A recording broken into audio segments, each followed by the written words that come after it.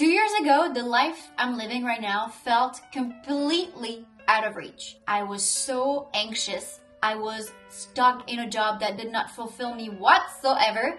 And I was living at that point in a city that did not inspire me, to be polite. Today, I love what I do. I have so much flexibility in my days now. My relationships feel grounded and I feel so aligned with the life I live. For the first time in my freaking adult life, I feel like I belong. So what changed? Was it one big moment? Was it a mindset shift? Was it a system I followed? Or just a series of small, uncomfortable decisions that rewired my brain? In this video, I'm gonna break down how I went from feeling stuck to building a life that actually feels good. The tools that changed my brain, the scary moves that paid off, and how I'm intentionally planning 2026 so I don't slip off and go back to the unfamous autopilot mode. And if you've ever asked yourself, am I living the life I deserve? Why do I feel stuck all the time? Why do I get up in the morning and I don't feel excited about my day? Or why am I too scared of taking actions? Well, this video is for you. Quick disclaimer though, before we start. For the past 7 years, my husband has been my ride or die. Financially, emotionally, he's always the rock I can climb on. No, this is not. He's my rock. Is pretty much what I'm saying. So spoiler alert, but at some point I quit my 9 to 5 and I was only able to do that, or at least it felt good to do it at this point because I had a safety net. I had savings of my own, but I also had my husband who was able to provide for both of us during a time where I could not make an income yet. It is very important to me to mention that because no transformation happens in a vacuum. Although this is not me saying you cannot succeed in life if you don't have my husband. Like, I'm pretty sure you'll be fine. Now, let's rewind to the moment where my life was low-key not it at all.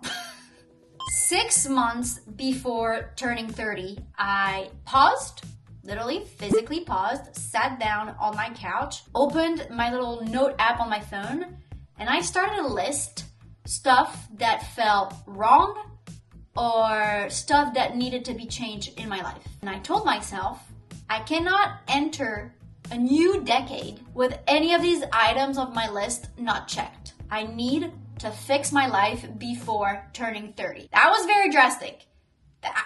I already mentioned it, but that time of my life felt unbalanced to the max. It was not aligned with who I was, and it was definitely not aligned with who I wanted to be. And I realized that I got there by playing it safe. Too safe.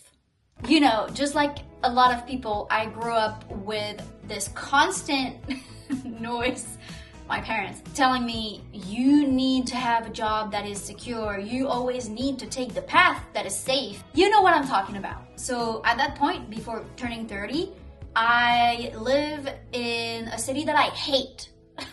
No shade to Pittsburgh, but I cannot do the 8 month out of 12 without any sunlight. I'm biologically not equipped to survive this. My seasonal depression was striking me every winter. That was not good. So no shade to Pittsburgh, but we were not a good match. And if only it was just the weather. Also, the job that was paying my bills was not fulfilling. It was the most paid job of my entire freaking existence. I was never paid that much before. And yet, it felt not inspiring every single day. I would wake up. I was sick at the thought of spending 8 hours of my precious days from probably the best years of my life, the years I'm my healthiest and my youngest, and like I'm capable of so much, and I'm spending 8 hours a day, 5 days a week, 50 weeks of the year in front of a computer doing stuff that I don't care about. And don't come at me, because I know some people are completely fine. Like, so many people that I know have a job that they're not passionate about, but they're just happy to have a job that pays their bills, and that's pretty much it. But me, my dumb overthinking brain could not let me do that. And during that time, also, I remember randomly finding this quote that said, "What you do every day is your life." And that started to haunt me. And that was it. That's how the spiraling started. One good thing though is that my boss at the time was complimenting my photography skills so much. Fast forward to today, I'm a wedding photographer, but back then I was a project manager. I was wearing multiple hats, and sometimes I just had to step in and be a photographer and do a little bit of creative direction for photo shoots. Anyway, I was getting so many compliments that I think it built my confidence, because that was always something I wanted to explore more professionally, because photography was always in the background of my life, like as long as I can remember. Looking back, I'm pretty sure that somebody in a professional context hyping me up about my skills was one of the catalysts that pushed me towards the life I wanted. But the real shift, the moment that had a before and an after in my life, happened in a completely unexpected way. I sang on a stage. Let me elaborate. One of my friends invited me to an open mic night, and she said, "No worries, you don't even have to go on stage and sing or anything. You can go there and hang out with me. I will personally sing, but once again, you don't have to do anything." And if you know me personally, you know I cannot freaking shut up, and I always sing. In the car, in the shower, on the toilet, anywhere, any time of the day, I'm gonna be singing. However, the thought alone of having a crowd looking at me as I'm doing it, I could shit my pants just thinking about it. So I'm in the crowd of this open mic night. Somebody goes on stage and start to sing, and it is so off key. I remember it scratched something in my brain that did not feel pleasant at all. And once this person was done, she came back and sat down, and she was actually just in front of me. And she told me that I could find her EP on every streaming platform, and that she's been working on her new album that will be released soon. And I remember thinking, Margot, you dumb. Because what I just heard is that nothing needs to be perfect to be done, and that you can also not care about what other people think about you. So in this situation, I was the dumb one. This woman, no matter her talent or lack thereof, she was doing her thing and enjoying the process. She was having a blast on this stage. She was having a blast talking to me about her EP and her upcoming album. And me, my little coward self, sat on my butt, always wanted to sing on the stage and never did it. So yeah, I think I realized that I was the only one holding myself back at that point, and I just went on stage and sang for the first time in my entire existence. Not gonna lie, my entire body was shaking to the point that I could not control my voice at all. I probably sounded off key, but guess what? Nobody cared, and I survived. And that's how something clicked in my brain. What do you mean? We've been stressing for decades about this thing. You just did it, and we did not die? Oh! Okay, let's apply that to everything in your life then. That's literally what I did. I started applying what I called exposure therapy mindset. Exposure therapy is a practice or a treatment in psychology that is used to break cycles. So for PTSD and stuff like that, they use exposure therapy. So they're gonna get closer and closer to the thing that scares the patient, to the point that the patient is gonna be so desensitized at the end and realize that it is safe. My version of the exposure therapy mindset is, for example, filming in front of my husband. Oh my God. Back then, I was like, I'm petrified to film and record in front of him. Even though he did not care. Even better than that, he was pushing me to do it because he knew I liked it, and he was like, why are you acting weird around me? Just freaking film. If you like it, freaking do it. I just mentioned singing. Something that was also kind of like scary and embarrassing to me was when I was screaming from the top of my lungs in the car, somebody pulls over, you make eye contact, I would shrink, stop singing completely. Well, guess what?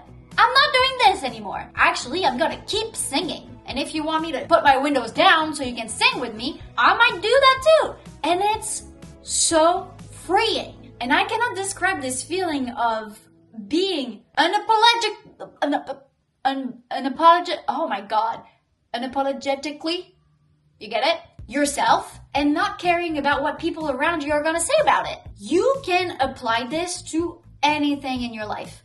If talking to strangers, networking is terrifying to you, start by saying hi to your neighbor. Literally, start small. It doesn't matter. Just the more you're gonna do it, the more it's gonna tell your brain, hey, trust me, bitch. We're not in danger. People will always judge, no matter what you do or don't do.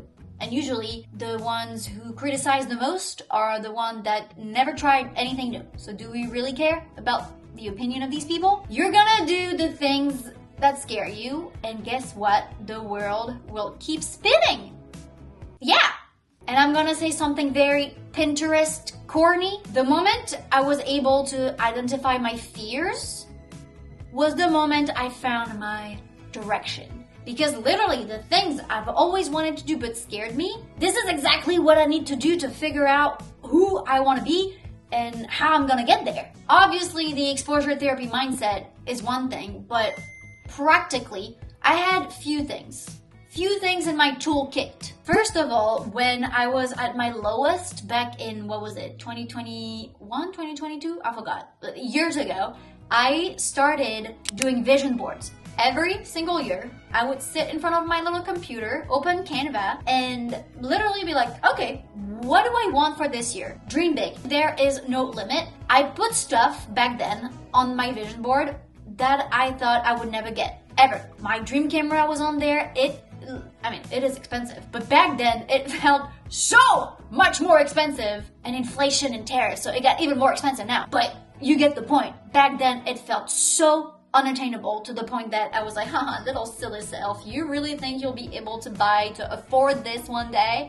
Yes, freaking yeah! And it's a very fun way to, first of all, visually see what you would like, and second of all, it's a timestamp. I'm able today to look back at my vision boards back like 4 years ago and see how far I came. Something else that I also like to do is write a letter to my future self. The last YouTube video I posted was a letter to myself, but like a digital letter. I also have a paper letter that I write to my future self. It's a little whimsical. You tuck it in your diary, you don't touch it for a year, and then you go back to it, and most of the freaking time, stuff that I wrote in there came to life. I love to do that. Once again, it's a little time capsule, and you're able to look back to who you were a year ago, the wishes and goals that you had back then, and you can say, hey girl, I'm making you proud.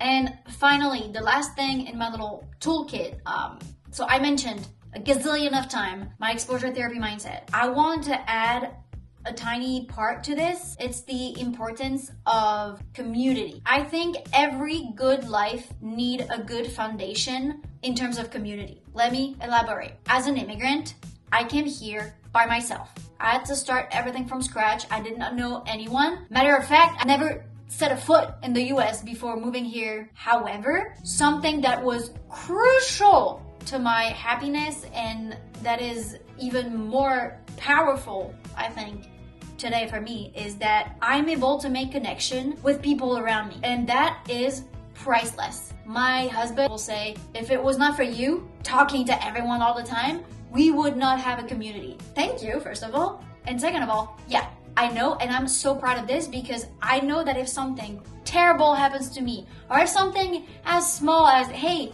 I got a package delivered, I'm not home, can you grab it so it doesn't get stolen, or something like that, I have my people here. And it gives me such a peace of mind to know that. And don't get me wrong, I had no clue how to do this. How am I gonna be able to make connections with people? These connections would be so strong that I know these people, I could give them my freaking keys, and that would be fine. And I would feel actually safer to know that they have my keys. And I was never the shy one, but I had to consciously make an effort to start conversations with people, because how the heck am I supposed to connect with strangers if I don't even talk to them? Building a community, even though it can sound so off topic when it comes to this video, I think is truly an important component of my current happiness. Okay, let's move on to the ugly part now. We have dreams, we take actions to reach them, which means that we're gonna say bye-bye to our old life in order to build the new one. So once you quit the job, once you live the city you've lived in for years, well, once you do that, you don't feel instantly amazing. Maybe you have a sense of euphoria for 2 seconds, but I'm telling you by experience that it doesn't last. Because that's the part where you meet your biggest fears. What if I made a mistake? What if I never make money ever again?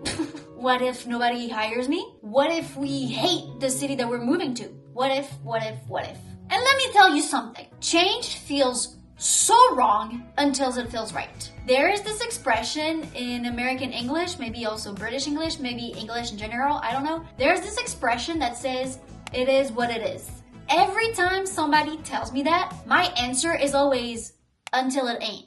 One of the signs that you're on the right path or that things are moving and shifting and that you're growing is friction. And friction never feels right. It never feels good. It is so uncomfortable. And exhibit A, when I quit my 9 to 5, I started reaching out to, like, I was about to say hundreds, but like thousands of people, photographers, agencies, anyone that could potentially hire me for anything or teach me something or anything. I was trying to build my network and I was trying to find gigs so I could pay my bills. And when you start from scratch, you don't see the results overnight. It takes time. And I was getting so impatient. I was telling my husband, I think I'm gonna look for a job. Like, I think this was a huge mistake. I might actually reach out to my former boss. And I was so doubtful. And my husband was like, no, absolutely not. You're gonna keep doing what you're doing. You're gonna be patient. And this is gonna pay off at some point. Just be patient. And that's where the disclaimer comes into play. I had the luxury of not knowing, and yet I was safe. Because my husband and also my savings and also my parents, if something was like very like terrible, like I knew people had my back. And that's not something that everyone can say. I'm very aware of that. There is a quote in French that goes, "Tout vient à point, à qui sait attendre."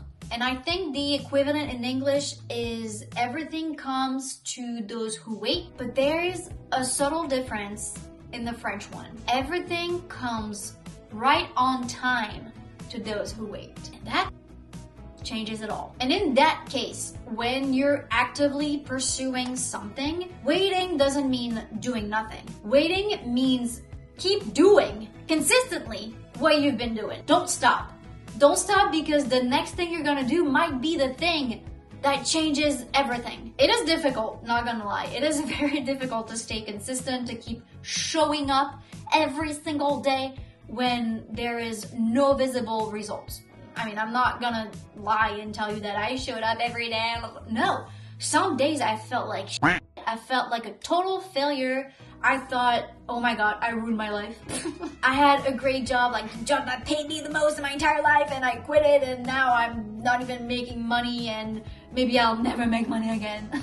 It is very easy to spiral, but the next day you wake up and it's a little different. So then you show up again, but you're allowed to feel fear, doubt, and yeah, you'll grow out of it. That is definitely part of the journey. But yeah, it's not gonna happen overnight. It's small shifts that you probably won't notice until you pause and take a step back and these people reached out to me, and oh, I actually connected with this person, and oh, I actually feel comfortable, I don't know, like painting or whatever your dream, whatever your goal, whatever the direction is, small steps. So I think one of the last thing I'm gonna say is be patient, trust the process, believe in yourself, you'll be fine. Okay? Well, thank you so much for listening to me yap for, I don't know, like 30 minutes. I'm truly passionate about this because it's so frustrating and very sad when sometimes like I see my friends or like family members and they're like, oh my gosh, I feel so stuck, no matter if it's in a relationship or in a job or in a city or in anything and everything. When you ask them, what are you doing? What are you actively doing to make things change? And you can tell that they're not there yet. You can tell that they did not do the step that will get them out of this like tricky negative situation. I don't think anything I told you is revolutionary. I don't think I'm gonna change the face of the earth with these pieces of advice, but if I can just be like one teeny tiny seed in somebody else's life that has always wanted to drastically or even just like insignificantly change their life, I'm very happy with that. So I'll see you next week. In the meantime, take care of yourself, take care of your loved ones, and take care of your neighbors. See ya! Oh my god, this whole time, can you tell that I'm literally shedding? I mean, I'm 31. I'm starting my retinol journey. What the heck? Anyway,